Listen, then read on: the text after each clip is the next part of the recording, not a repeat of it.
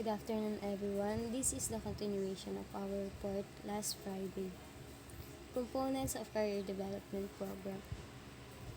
So, for our contents in this topic are what is career development, components of career development information, responsibility of organization and individual towards career planning and development, phases of career development process, advantages of career development, problems in career development, and the last is career development model.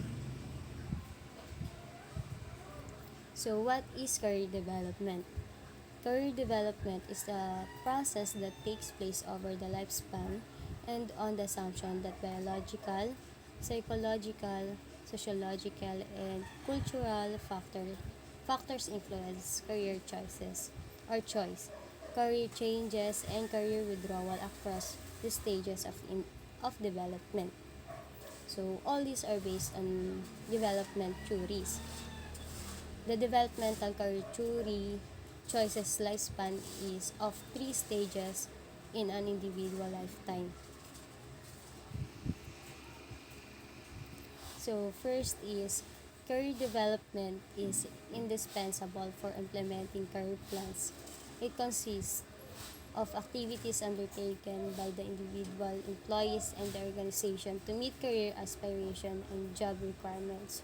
So it means an important requirement of career development is that every employee must accept his or her responsibility for a development, as all development is self-development. So second is career development depends that organizational career planning and individual career planning need to be integrated to design mutually acceptable career path and formulate appropriate developmental strategies. Yes, excuse po. Career development is the planning of one's career and implementation of career plans by means of education, training, job search, and acquisition and work experience. So, if we look at the process more from the perspective of the organization, then career development is the process of guiding the placement, movement, and growth of employees through assessment, planned training activities, and planned job assignment.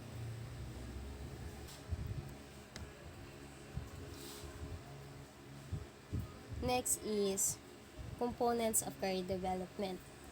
So, career development has two components, which are career planning and career management. So, first is career planning is a subset of a career development. It is the personal process of planning one's work life. These include evaluating one's abilities and interests, examining career opportunities, setting career goals, and planning appropriate developmental activities. Although career planning is mainly an individual process, so the employing organization can assist through career counseling offered by the personal staff and the supervisors, through workshop to assist the people in evaluating themselves and in deciding open developmental programs. So, through career planning, workbook made available to interested employees, and through the dissemination of information about jobs within the organization and outside the organization. The next component is career management. So, it is the other subset of career development, whereas career planning is primarily a personal process.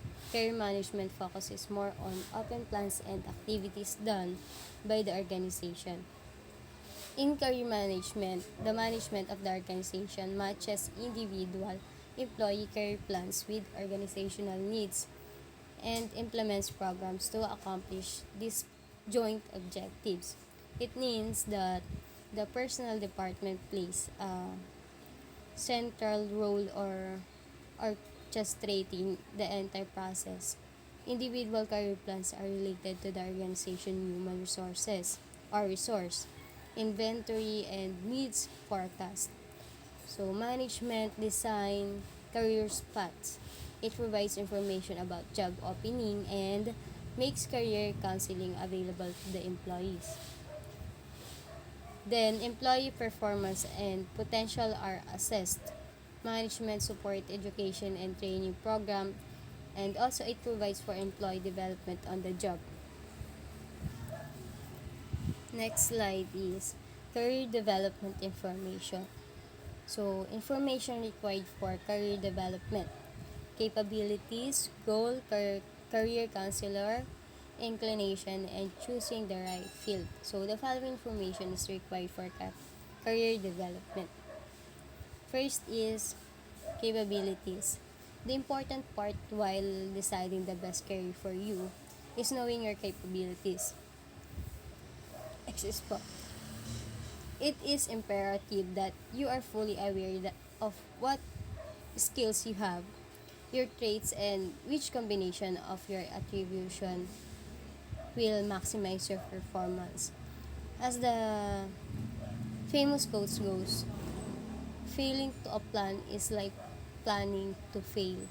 So, holds true no matter what kind of choice you are making. Planning becomes very imperative when it comes to making your career. Understand that time is a luxury and you do not have it. So the next one is goal.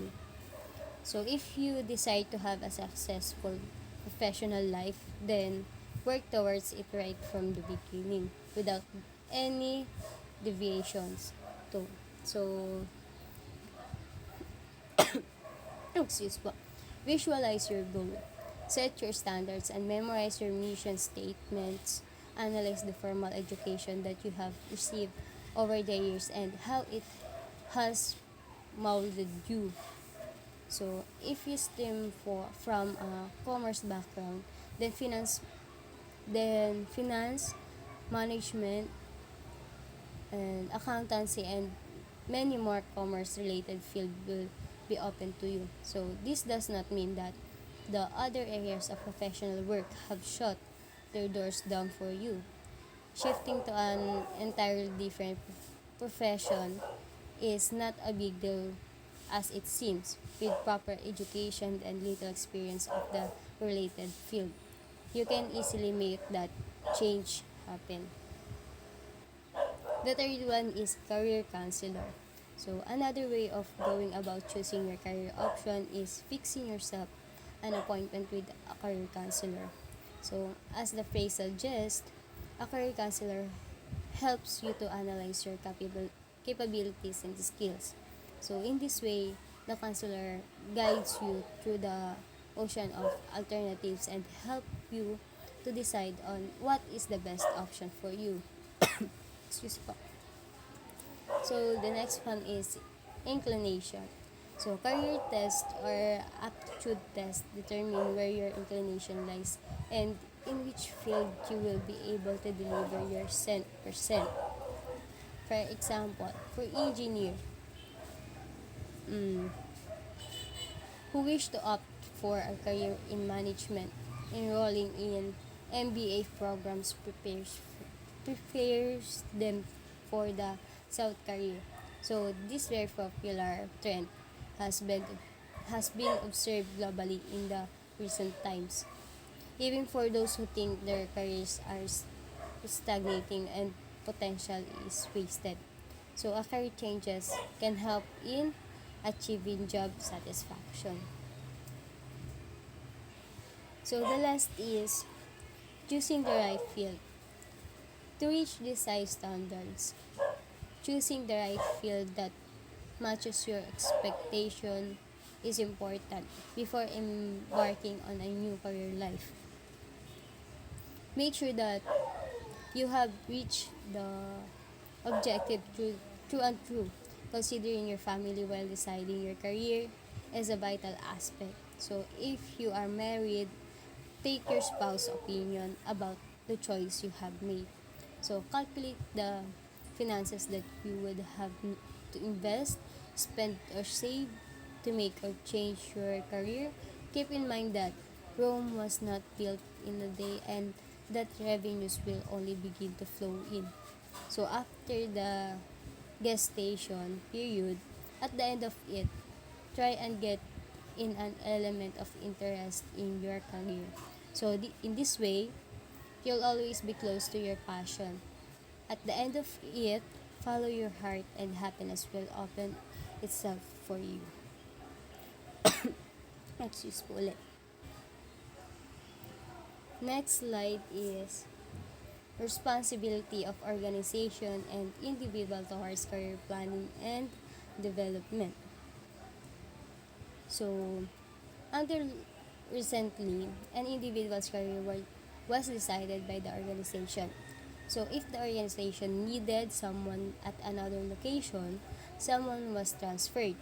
So, the success of one's career was often indicated by the number of moves that were made, since these were generally rewarded by promotion to more important and better paying jobs.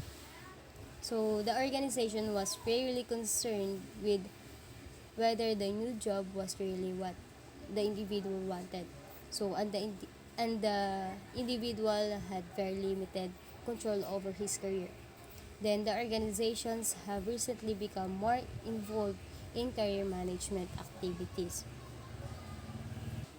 So when we talk organization responsibility, employees also need to be given feedback about their career development efforts, as it is difficult for an employee to sustain years of preparation to reach career goals unless they receive feedback.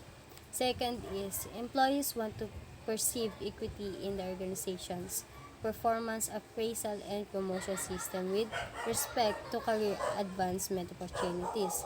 And the last is excuse po, a manager should provide growth opportunities consistent with the employees and organizational goals by integrating the interests of both parties. So it is also important for an employee to remain attracted to the organization. People should therefore definitely assume some responsibility for their own careers. Although organizations may offer career planning activities, so one can engage in it are in it oneself. So this helps him to attain for himself job security, career success, and high self-esteem, growth, comfort, and peace. So it is also an accepted fact that without conscious planning, one is less likely to attain those career purpose. So the next one is responsibility of the individual. So organizational expectation are competence to get a job done, ability to generate and sell ideas, loyalty and commitment, high personal integrity and strength. Second one is organizational disappointments are what organization do or do not do or do not do. So bring disappointments to employees like providing low initial job challenges to new employees as they are perceived to create his own challenges or challenge from the unstructured situation, conflict and uncertainty in the organization. So, excuse po.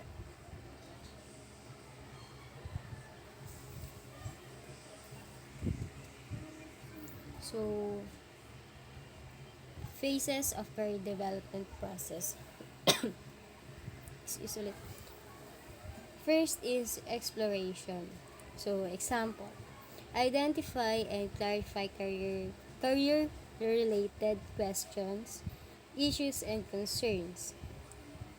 Investigate factors influencing career planning and decisions. And the last is reflect on past career choices and future career goals. So, sorry. Clients and career manager work together to identify career issues that are important to the client. So they will then clarify and confirm the client's further career development program in order to the best help clients accomplish what they want and gain the most out of their career programs. So the manager will encourage them to consider their career in the context of life influence. So the client and manager will also consider any obstacle that may be impede im ha, sorry choppy impeding the client's progress. So during this phase, clients will complete personal and or professional assessment to help them better understand their strength, interest, work values, and career challenges. Sorry guys, nawawalan na ako ng hinga. The second one is alignment. So I have two examples. Reach and identify and the pros and cons associated with different career options. So after clients have identified their personal career assets and goal, they will spend some time exploring the different career options available to them. Client will determine if they are interested in pursuing a complete new career, securing a job at a new company, or following entrepreneurial pursuit. So the next one is planning.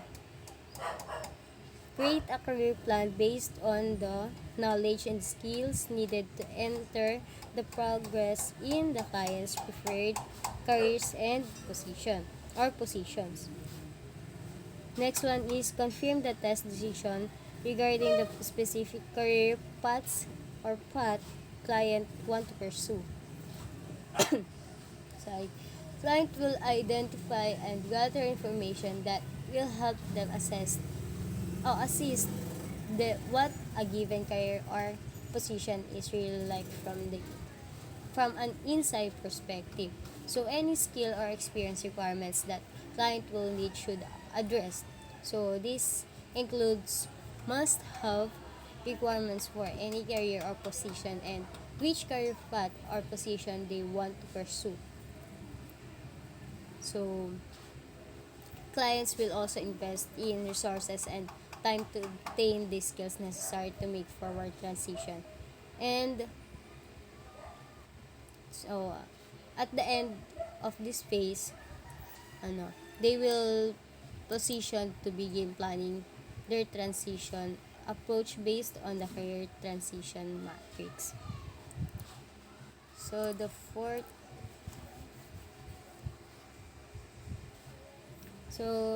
is branding. So research companies to identify which ones fit the client's new career goals.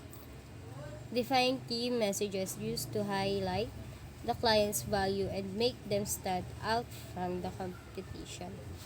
So career branding involves developing the tactical tools that clients will need to ensure a successful transition. So the client will develop the tools they will need to make contacts. So market themselves effectively, get in the door and launch a plan that will lead them to achieve their career goals. So during this phase, clients will create a career tool set.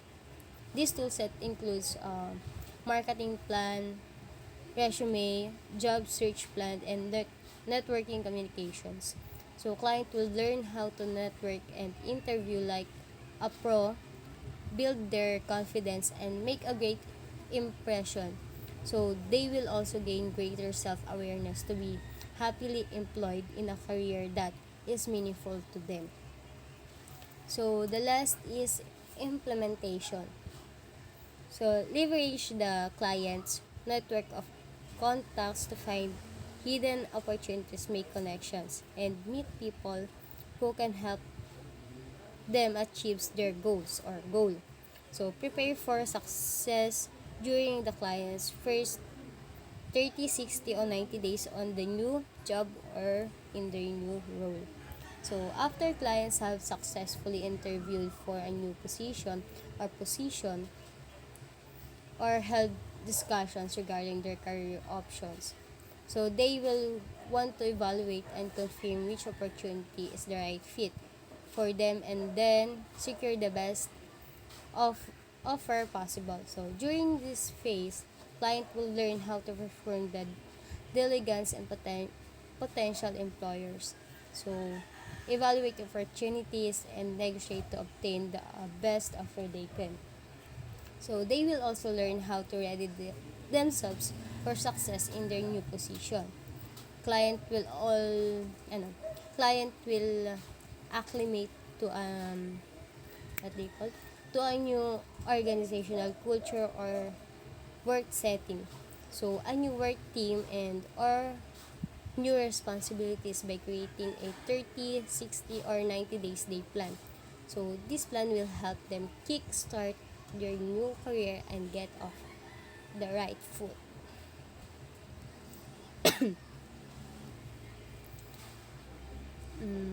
Advantages of career development. So, wait lang po.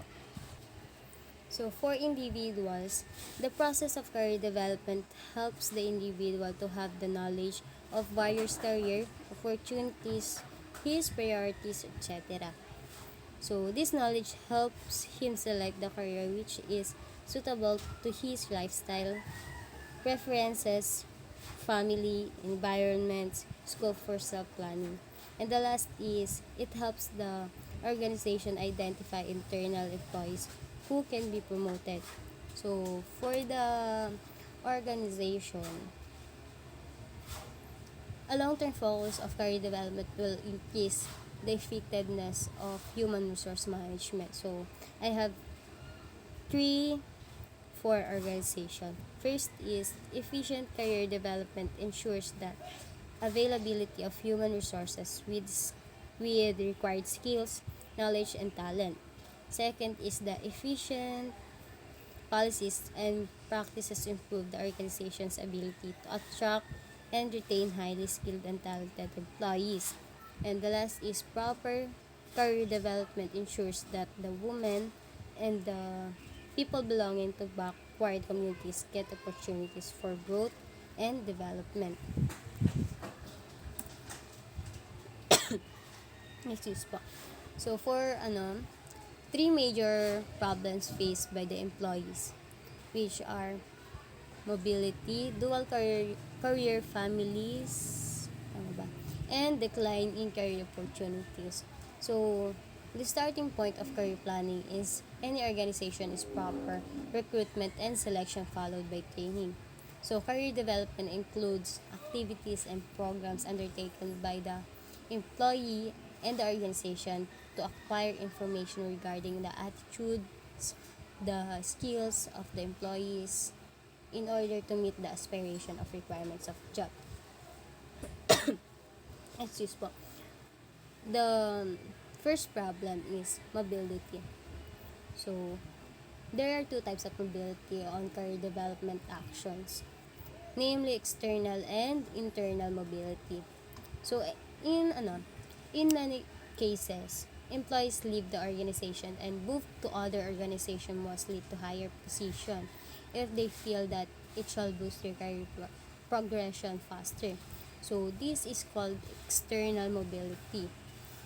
In the case of internal mobility, the employee moves laterally to another department within the organization and may get a different career along with a different lifestyle.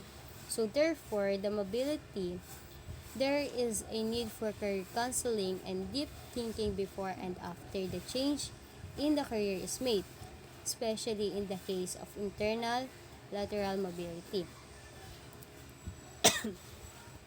So, the next problem is dual career families. So, in today's scenario, the number of working females employees is on the increase. One finds both husband and wife being professional. So in this case, one of the family members might face the problem of transfer. This problem is faced by most organizations. The last problem is decline a career opportunities.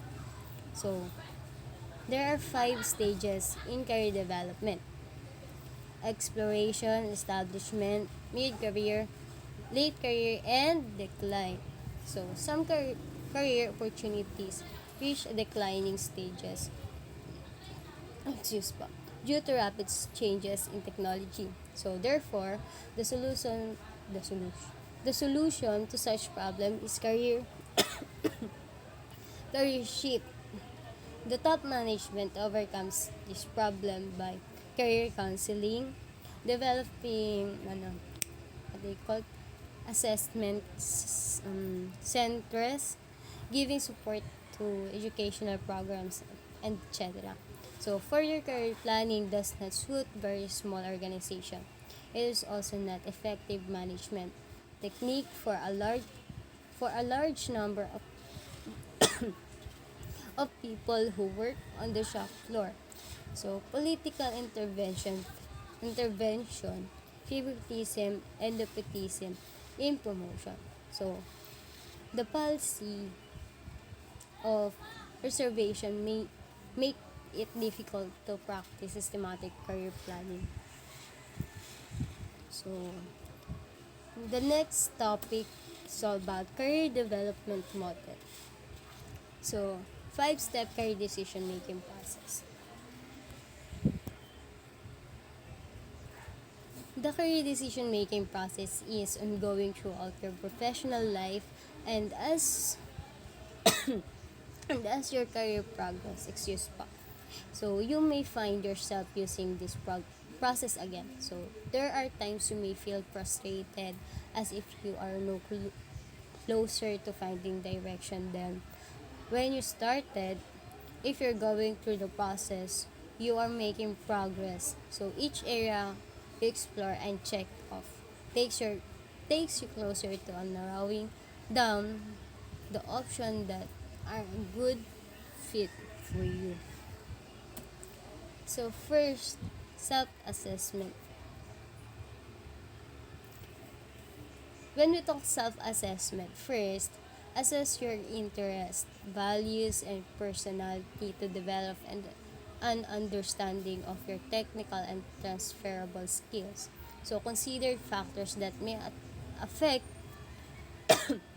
excuse me, affect your search, so such as geographic preferences and organization's culture or work life balance.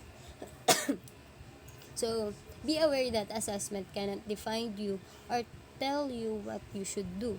Instead, they suggest areas for further exploration and give you a place to begin your research. So, for self-assessment, 4 components of self-assessment. First is skills. So, main, so many skills are transferable. Wait lang po. So, meaning, they can be used across a wide range of industries and functional areas. For example, communication skills are valued in all roles, so making them highly transferable. So it is important to take the time to identify your skills and how does may connect with career options. So the next one is interest. Your interest may change as you are introduced to new areas of study and new experience. So reflecting on your interest in conjunction with your skills, personality, and values is an important step in the self-esteem step, self-assessment process rather. The third one is personality. Your unique characteristics influence your thoughts, behaviors, decisions, and how you engage with the world. So, a perfect job for one person may be totally wrong for another. So, the last one is values. Making choices consistent with your values is a key component of career satisfaction.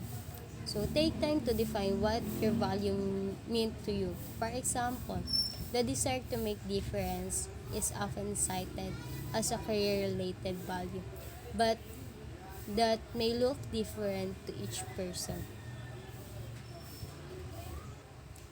Step 2 is identify and research option. So, doctors and teachers are among job we know, but there are thousands of other jobs and more created as industries evolve. Explore the range of career options and don't limit yourself to careers with which you are familiar. So, it is simple.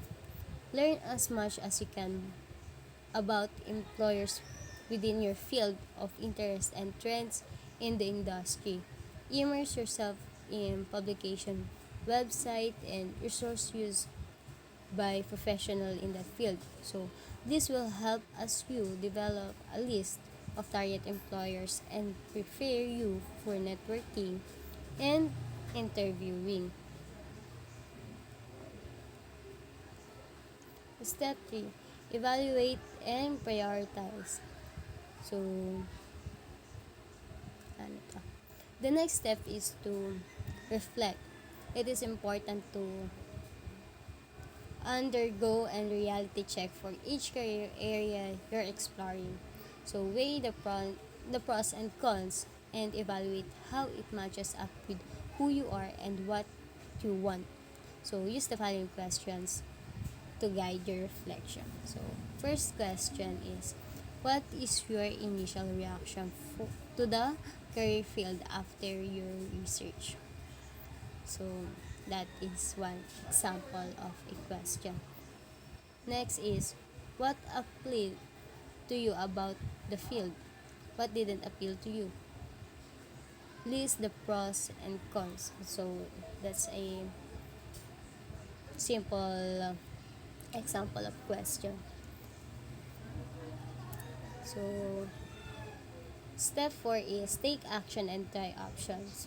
Now it's time to try out these career options and gain some experience through internships, part-time jobs at yeah, and experience with student organizations. So for example, campus pub campus publications need writers or rather as well as staff to manage finances, develop multimedia, create illustrations, and take pictures, oversee design and layout, manage printing and distribution, and maintain websites, source sponsorship, and generate ad revenue. So the last step is reflect and evaluate. So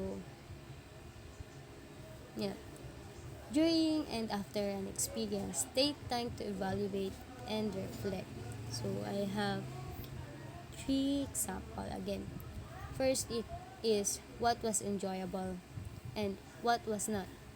Second is where this aspect of the experience that were challenging and aspect in which you excelled. Third one is what is the work itself or maybe something to do with the people that made it enjoyable. So if you're taking time to reflect, you're also learning more about that. The type of work and environment you will find most satisfying. That's all. Thank you.